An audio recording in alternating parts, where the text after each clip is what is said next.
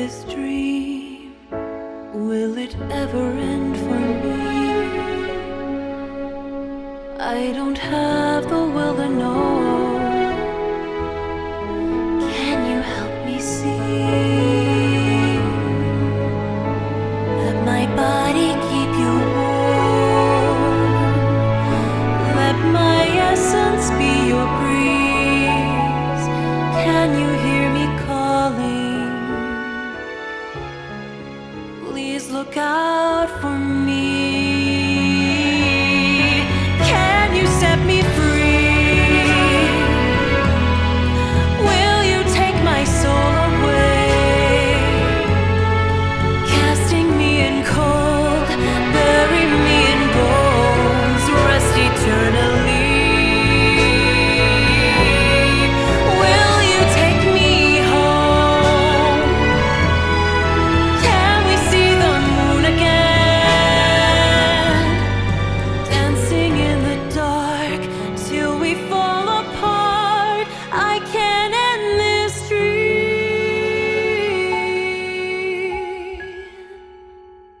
The story of N and V is a tragic one. It's also a story that could have been absolutely beautiful, and in a way still is really beautiful to watch. But for another reason other than just simply, ooh, the romantic possibility. But because here before us, we get to watch this tragic arc of these two characters who have a fantastic meet-cute, who have an established love between them, fall apart and become two individuals that they never would have wanted to be, and falling into a relationship that neither one of them had wanted.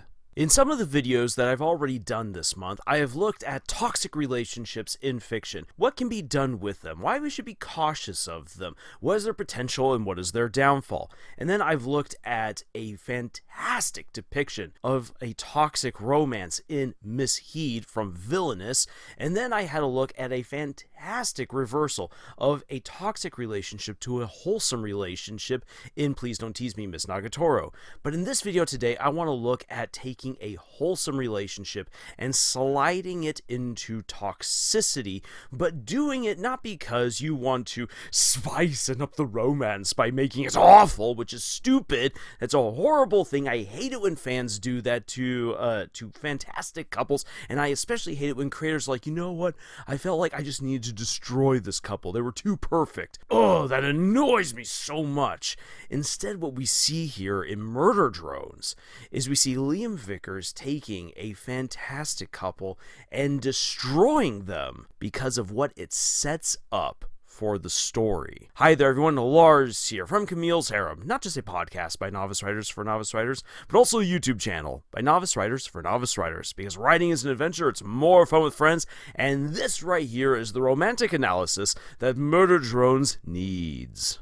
In order to do this correctly, let's go over the history of N and V as best as we can figure it, because there are still a lot of holes in the history of their story that we don't have filled and may never get filled. We'll have to see how the series progresses from this point on. And yes, if you haven't yet seen Murder Drones, lots of spoilers ahead, but let's go ahead and do this. Their story begins with Tessa resurrecting a bunch of defunct drones. The interesting thing is that J.C. Jensen in space says that only a certain number of drones will ever go through this weird default mode where they just completely shut down and are stuck in this reboot loop, but which, if they are woken up from it, weird things can happen. As we see with the flashback for Sin, this is an excellent opportunity for Absolute Solver to take control, or someone like Tessa to resurrect them as more human. This is an interesting little thing that we don't yet know much about. Yet something about Tessa bringing back these drones, giving them hair, and almost giving them a new kind of personality, potentially from human bits? Who knows? These drones are far more human than a lot of their counterparts, aside from the ones who gained more sentience and independence over on Copper 9. But that's important to point out because normally then these drones would not ever really form romantic relationships. This is a new development for this technology, for these entities. And another reason why I need to point that out is because what this means is that the relationship between N and V is then truly special, because it's something that was never meant really to exist, and yet it did, because they shared a spark. They crash into each other, and as they're embarrassedly apologizing and picking up the mess, their fingers brush. There is a literal spark between them. They look into each other's eyes, and it's just that moment. The big moon has hit their eye like a big pizza pie. That's amore, folks. But from there, we actually don't know too much about what their relationship was like. What we do know is that they did like each other. I would dare say even love each other, because when V then shuts down, N goes in and reads to her every day. And as Jay calls her, she's a coma victim right here. And N is doing the thing that the loved ones for many coma patients do, and that is they come and they talk to them. They read to them. So that way, hopefully, their voice connects to them. And we see that that is the case. In the episode Home, a lot of the events that played out right there are suspect, because it is Uzi messing around with their memories. We realize that this definitely deviated from what happened because N starts making decisions and starts getting help that he obviously did not have in the past, that leads us to his conclusion and his face-off with Absolute Solver and with V at the very end. And when he then realizes that his voice has reached V this entire time, that she has been listening, that she has connected with him. And so what that shows us is whether or not these two characters ever figured this out before their reboot and Absolute Solver taking them over, there was a very, very strong connection between the two of them. Again, a romantic connection. Unfortunately for N and V, the whole tragedy at the Elliott Manor happens, Earth is ripped apart, and they get taken over by the entity that is Absolute Solver and sent off to Copper 9 for, well, whatever it is that the entity is wishing to do. I do believe that it's trying to build a spire of corpses in order to act as an antenna, in order to summon the entirety of Absolute Solver to Copper 9 in order to destroy the planet. But that's my personal theory right there. We still don't entirely know. Hopefully episodes 7 and 8 will clear all of that up for us. However, one of the things that we do realize as we then go into the episode The Promining and beyond is that V has at least some memories of what happened back at the Elliott Manor, as opposed to N. All of those memories have been forcibly repressed by Absolute Solver. And maybe even to a certain degree a little bit by himself, because that kind of fits in with his personality right there, with his established character. So N really does not recall anything of what happened, but V does, to a certain extent. And she understands that whatever mission they're on right here is dangerous to them. So she, because she loves N, decides that she's going to look out for him. She's going to protect him. However, even though she loves him, she decides not to try to resurrect the relationship that they had back on Earth. Instead, she puts distance between them. She then goes out of her way to be mean, to belittle him, to let Jay bully him around, and she goes off and does her own thing, murdering as many other drones as she can, and we get this interesting moment where she says that she still feels nothing after doing all of this. And then when N comes up behind her, she is freaking out. I would say, now that we have some more context for what's going on right here, is that as far as V goes, the only thing that she has really ever felt all comes back to N. Putting that distance between them is honestly hurting her. And she's trying to feel anything else, but the only things that she can really feel are in relation to him. And when she sees him popping up where she least expects him, seeing her as a monster, well, that's kind of terrifying. That's sad to her. So she's going to flee. She's going to put distance again between them and try to encourage him to be more like your stereotypical loyal murderous robot, and maybe then things will be safe. And I say that because she says in The Promining that everything she's been doing is to keep him safe. And this is where the tragedy starts coming in, because it's very clear that even though their memories have been scrambled, N still loves V, just as his voice was able to reach her in the depths of this coma, of this endless reboot of Absolute Solver possessing her. His feelings are still deep within him. I would say it doesn't even go into the code, but it goes into his soul. This is why I pointed out that's very essential that we notice that these drones were resurrected in a way that we don't fully comprehend.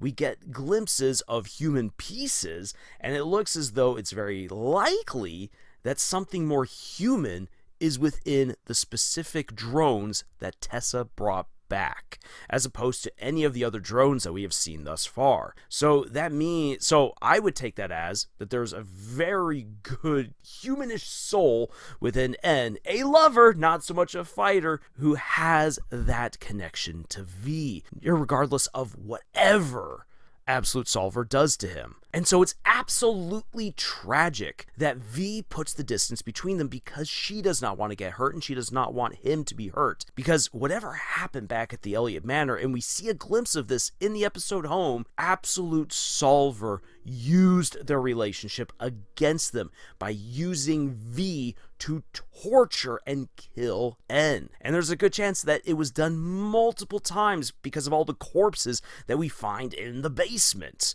So V is trying to prevent that from happening again, and she's doing it by putting distance between her and N. And that's the wrong thing to do. And we know this because that not only makes logical sense, but because of what we see accomplished between N and Uzi. When N and Uzi become friends, they become a power team. And Liam Vickers has said that their relationship is the heart of the series.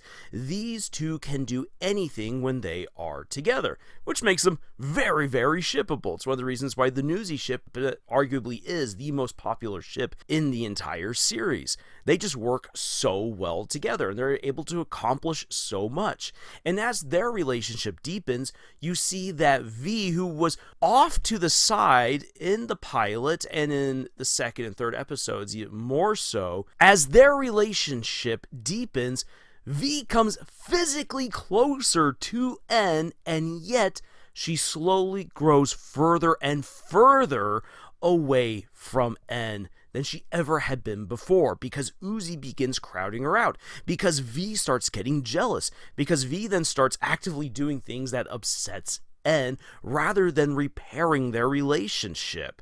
This is where it becomes even more toxic, because not only now is she putting distance between herself and N in order to protect herself and N from getting hurt again, from being used to destroy him, now she grows jealous of Uzi, and now she kind of hangs around almost a little bit as a parasite, feeding off of just the negative feelings and just leading to all kinds of little confrontations between herself and Uzi, and at the same time kind of devaluing herself, because N is no longer spending as much time with her, looking up to her as much as he once did.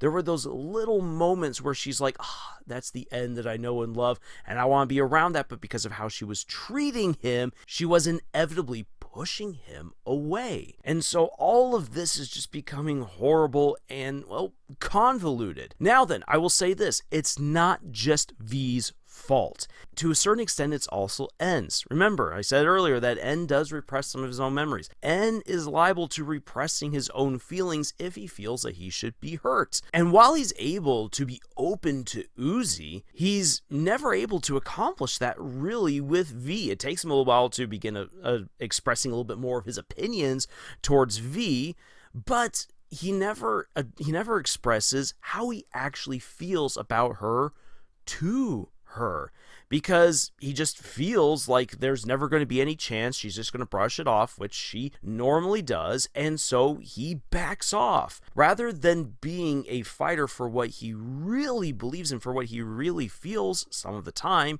N runs away, or he walls himself off. As a result, these two have broken that bond that they forged immediately, love at first sight, back on Earth. And this decline just continues all the way up to the latest episode, Dead End, where, because V is just focused more on the mission, on Tessa, on keeping people safe, on belittling Uzi, she is not there for when N is reaching out to her. And as a result, who's there to take N's hand? It's Uzi. And sure, V then decides that she's going to trust Uzi to N, or I should say trust N to Uzi, so that way Uzi can watch over him, take care of him, because she realizes that they now have a much stronger bond than she has with N.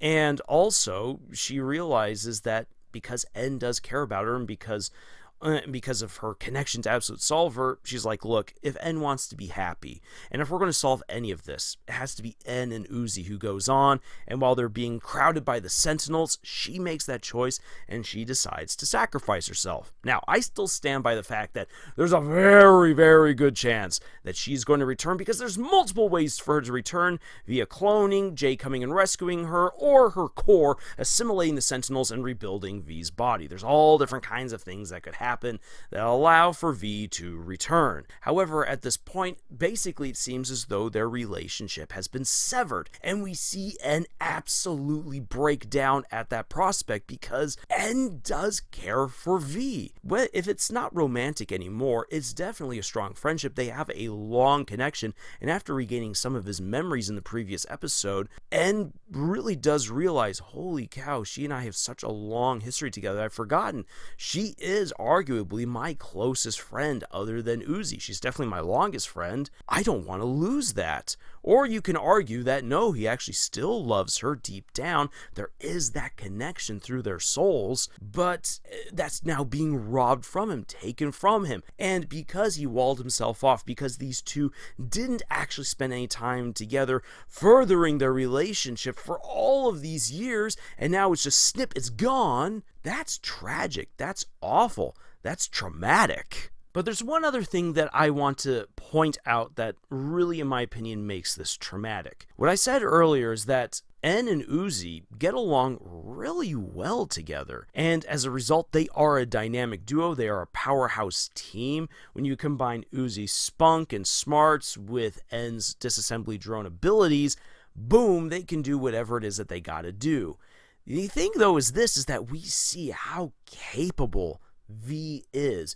V just might be the best murder drone in the entire lineup of all the disassembly drones that have ever been created, whether by J.C. Jensen or by Absolute Solver. She is incredibly effective, determined, intelligent. Imagine if her coldness, her intelligence, her efficiency were paired off with N's compassion, with his spunkiness, and with his own abilities and his own smarts, his way of thinking outside of the box. If you were to combine those two together, N and V would have been the powerhouse of murder drones. Imagine these two as a devoted couple together doing anything, whether it be killing all of the worker drones, or going after Absolute Solver, or hunting down all humans. These two would have been an unstoppable force because of the way that they actually do complete each other, the bond that they share between each other. N and V could have been the romantic powerhouse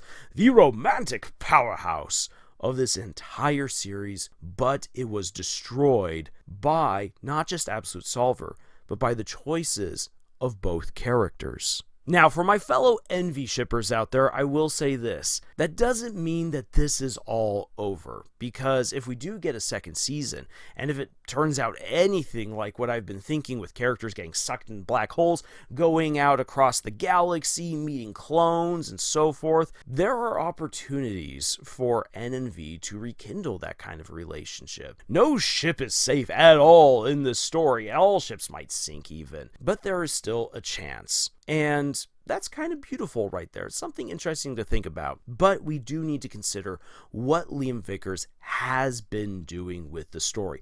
Why destroy this power couple? Is it just because he himself's like, woohoo, I love the idea of N and Uzi together so much? Even though, yeah, he has said that they are the heart of his series, there's a little bit more going on here. Liam Vickers was creating a mystery thriller seeped deep within all the different kinds of murder subgenres. What Liam Vickers wanted to do was present this goofy scenario of robots in space trying to form their own civilization on a nuked planet when then these vampiric monsters are sent from Earth to wipe them all out. You got basically invaders from space, you've got vampires, we got all these different little horror elements. We definitely have cosmic horror going on right here, but ultimately there's a mystery to be solved. Why did the murder drones come to Copper 9? What is so important about a nuked planet? Because the humans definitely can't reclaim it, so why bother going through all of this? Oh, well, there's this entity called Absolute Solver. Well, what does Absolute Solver want? And as we explore that further and we see just how destructive, awful, vindictive, maniacal, megalomaniac this thing is, you have to set the stakes. It's easy to destroy a planet, but what if this thing could even destroy the absolute foundations of a great romance, of a great love? This being is capable of facilitating that kind of destruction.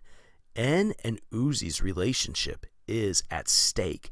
It can be destroyed because Absolute Solver has helped make it happen once before. So not only are the stakes on a grandiose scale big, but on a personal scale, they are very big as well, very intimate and painful should Absolute Solver in any kind of way win. But also, because this is a mystery, there's been all these clues sprinkled throughout. And yeah, sure, we could have them going into the cabin fever labs and basically playing Scooby-Doo and finding the clues and then unmasking Sin. It was Absolute Solver all along. But by placing the clues as to what Absolute Solver is and what its goals are in N and V's backstory, we get to play things out far more differently. It was never then going to be as easy as Uzi going to another location and scrounging clues. She would have to dive into the lives and minds of two individuals, one whom she really likes and the other whom she doesn't. And then coming to learn very painfully that these two share actually truly an intertwined past, a very romantic past. This allows Liam Vickers to extend the story further than most authors likely would, and do it actually in a very good way. It keeps the mystery fresh. He's able to feed us only little small clues along the way, thus prolonging the suspense and the tension while building the personal stakes for his main character, Uzi. And so functionally speaking, that is what the tragedy of N and V's relationship is all about. It is about establishing stakes, establishing a past, establishing these characters, and providing the necessary clues to solve the mystery of Absolute Solver, but also to prolong the story, keep things fresh and engaging rather than just characters going from point A to point B on a map, literally gathering clues, going back to home base, piecing it all together and saying, aha, I have the answer. That is actually really excellent writing right there. And still, it pulls us on in. A good writer will understand that if you're going to add romance into your story, you want to keep things dramatic. You want to add in a certain amount of uncertainty. And if you're paying attention, there is a lot of uncertainty in N and Uzi's relationship because we can see what happened to N and V's relationship. But also, we still see the latent potential in N and V's relationship, and there's even ways in which that relationship could get rekindled, resparked. And if that were the case, what would that do to N and Uzi's relationship? The drama, the suspense, the questions, all of that keep us coming back. And so even though ultimately this story is a horror, thriller, mystery story, and I'm here more for the adventures of what's going to happen with Absolute Solver, if that's not scratching your itch, then definitely the romantic side is. And that's one of the reasons why so many people even come to Murder Drones, is for the romance. And then they stick around for the horror, because that's really where the meat and potatoes of the series is at. Now, this is normally where I would conclude because as far as everything needs to be said narratively and mechanically for writing, it all has all been said, but I also know that some people are going to wonder, well, Lars, what do you think is going to happen later on down the road? And there's so many different things that could happen. I mean, I've already done 2 different videos positing 6 different scenarios for how this season or even the series as a whole could end. But if it continues on into a second season, what might things look like for N and V? Well, I can't read Liam Vickers' mind. I've got no idea what this crazy guy is planning. What I can, though, say is this, is that if I were the one who is consulting on writing this right here, and I would learn a little bit more of what he has in store for these characters, and if I don't want to just simply throw away this tragic romance, but tease out a little bit more because this is one of the things that's really balanced out the newsy aspect of the story, what I'd say is this. I would say if you want to still use V in an interesting way, what I would do is I would let V, the V that we all know and love back upstairs, actually get butchered by the Sentinels, and then have a clone V show up later on. And with that clone V no longer having some of the baggage that came with the other V, but having all of the experience, the memories, as far as we understand that happens with the cloning process, that V come on back and be far more confident that she can take N back. That would be very interesting because effectively N and Uzi would have to form a new relationship with a V who feels like she already knows these two and already feels like she's entitled to a relationship with either of them, whether that be an antagonistic one or a friendly one with Uzi, but definitely a romantic one towards N. That would be really, really interesting right there, and that would kind of again play into some of the horror subgenre of where people would meet characters who look similar to their loved ones but aren't their loved ones, kind of like Invasion of the Body Snatchers. This would be an interesting twist on that particular premise. And just speaking personally, as the long shot shipper that I am, I would absolutely love to see N and V get together. But if that doesn't happen, that's what fanfiction's there for. Anyway, I hope that you enjoyed my breakdown of the tragedy of N and V, and hopefully it gives you a little bit more insights into what Liam Vickers was doing and what we as authors as well can learn from this. And this is a good example of taking a wholesome romance and turning it toxic because of what you can then do with the story and the characters as a result. Now, me personally, I love my wholesome relationships, but when something like this is done well, I definitely do appreciate it, and it's something that I've really wanted to talk about for a while now. So thank you for letting me pontificate here on the internet, and if you want to support my pontifications, then please check out the books that we've published. Links for them are in the description below. Otherwise, liking, sharing, subscribing if you haven't already done so, commenting down below always helps us out. But otherwise, thank you so much for joining us on this incredible adventure that we call writing, and until the next video, y'all, tschüss.